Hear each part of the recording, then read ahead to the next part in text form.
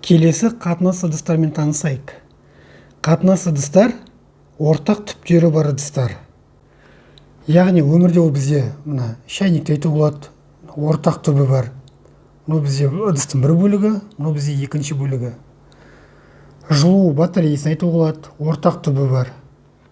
Бұл біздің ыдыстарымыз біреу, екеу, үшеу, төртеу, бесеу, алтау, жетеу. 7 ыдыс қатынап тұр, ортақ түп арқылы.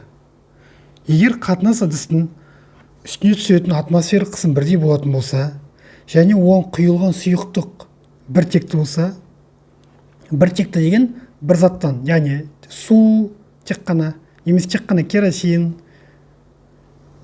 тек қана сынап, біртекті болу керек.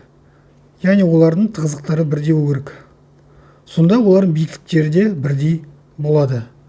Мысалы, мына мысалда бізде 1, 2, 3, 4 ыдыс ортақ түппен қосылып тұрда қатынас ыдыс пайда болды. Осының ішінде бізде биіктіктеріміз біртекті, яғни су құятын болсақ, мына биіктіктер барлығы бір деңгейде. Яғни тығыздық бізде мұнда 4 болсын, 4 жазуға болады.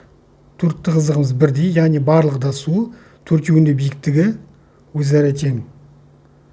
Егер бізде 2 ыдыс болатын болса, жаңа жазғандай, біртекті болса, олардың биіктіктері тең болады. Егер олар біртекті сұйық заттар.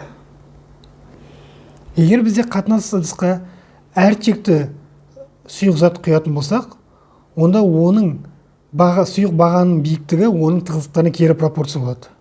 Яғни H1-ның H2-ге қатынасы ρ2-ның ρ1-ге қатынасы орындалады. Бұндағы тығыздықтарымыз әртүрлі, себебі бізде әртекті. Мысалға бізде мұнда керосин, мұнда бізде су. Керосин бізде H1, мұнда H2 биіктік, тығыздық ρ1, мұнда тығыздық ρ2. Осы қатынас орындалады әртекті заттар үшін.